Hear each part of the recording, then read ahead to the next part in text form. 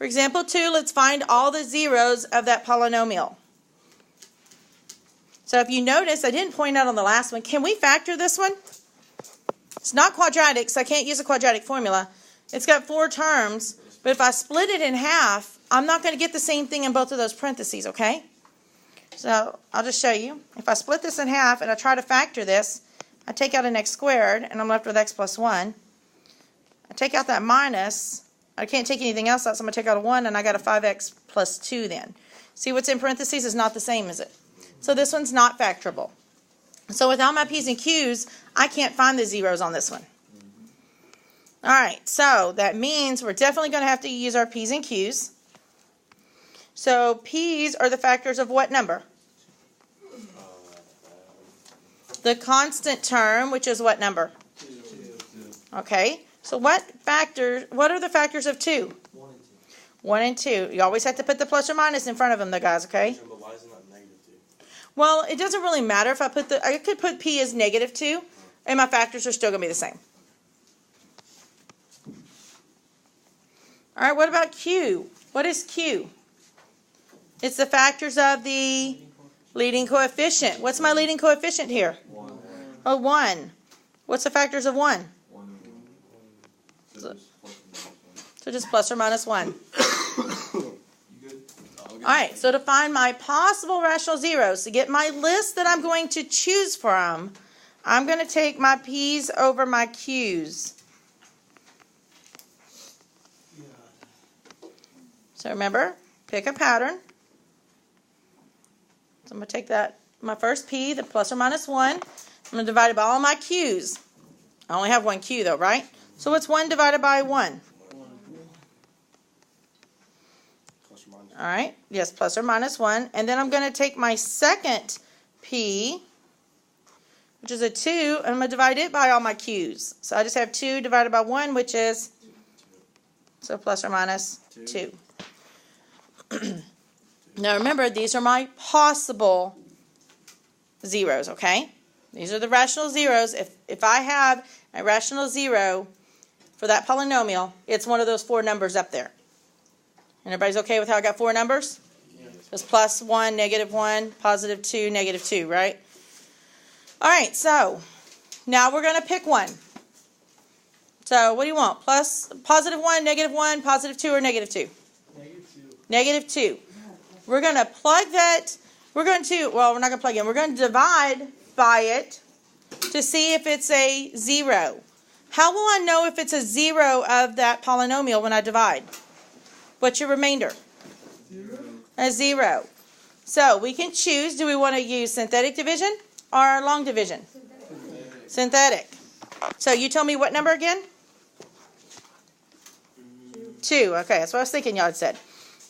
All right, so we're going to try when x equals 2.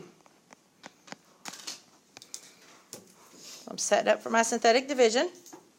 What number is going to go on the outside? The 2. And then my leading coefficients go inside. Make sure, guys, they're in descending order of the exponents, and every variable is accounted for from the largest one down. Okay, so I got x cubed. You got to have an x squared, an x, and a no x. So what are my leading coefficients? 1, negative 5, That's what I said. and negative 2. Remember, underneath that is my remainder box. And what number do I want that remainder to be? 0, because that means this works. If it's not a 0, we just pick another one. Wait, always 0? We want it to be a 0 because that means that 2 is one of our answers. It's a 0, okay? It's a solution. If it's not a 0, then I picked the wrong one, and I just got to pick another one. All right, so remember, bring down your first number. Everything on the outside always gets multiplied by that 2, correct? So 2 times 1 is? 2. And then we combine them. It's a positive 2, so 1 plus 2 is? Times that 2 on the outside? 6. Combine them, negative 5 plus 6? 1. Times 2? 2. Negative, it's a positive 2, so negative 2 plus 2? 0. It's what we wanted. Otherwise, we just get to do it again. All right, so you told me that x equals 2 is a 0, which means what's a factor? 2. No, not just 2, but X plus x minus 2. So I could rewrite our polynomial up there as x minus 2 times whatever we got right there is our answer. So what is our answer down there? What's our quotient? What did I get when I divided? What does that 1, 3, and 1 stand for? That's x minus X squared x squared minus plus, it's a positive 3x, positive 1. Yeah, I'm lost in that one. I'm lost. All right, guys, that was from, We did that last time. yeah, this is from 3.3. Remember when we divided? No, I know all this, but I don't know that equation at the bottom.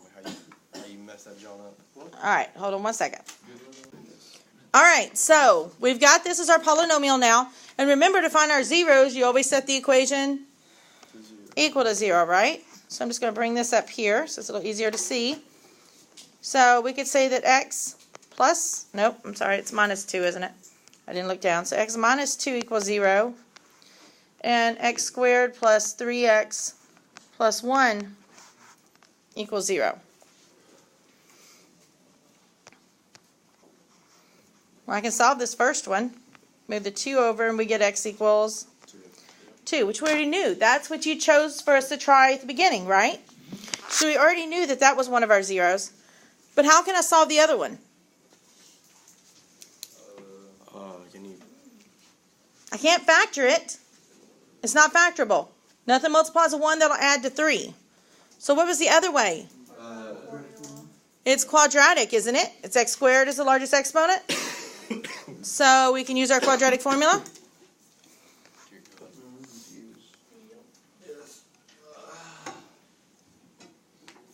Why can't we do the same thing? All right, so remember we just said we can't use our p's and q's again for this x squared plus 3x plus 1 because those are only rational. This isn't factorable, which means it's not going to be a rational 0. So therefore we have to find the other way. But because it's quadratic, we can use that quadratic formula. Remember, x equals negative b plus or minus the square root of b squared minus 4ac all over, good, all over 2a. So tell me then, for this problem, what is my a? 1, and what is my b? And what is my c? The same answers we just had at the bottom of our synthetic division, right? What formula is this? That's quadratic formula. Remember we sang it last semester? Really? Mm-hmm. That's quadratic formula. I don't remember that. All right, so let's plug it in. So we got x equals negative b. I'm just going to do my skeleton. Plus or minus the square root. B squared minus 4 times a times c. All over 2a. And then just plug it in. I'm going to change colors here so it shows a little better. So you told me b was a 3. Minus 4a, which you said was 1. C is 1. Over 2a, which you said was 1.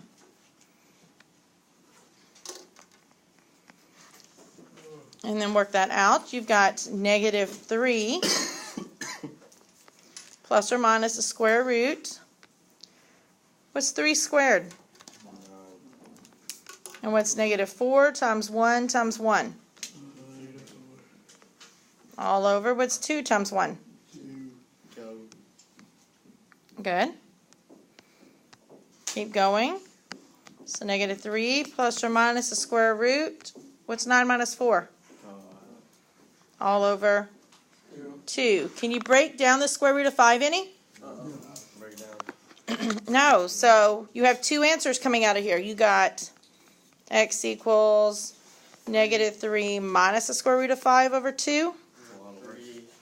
And x equals now negative 3 plus the square root of 5 all over 2.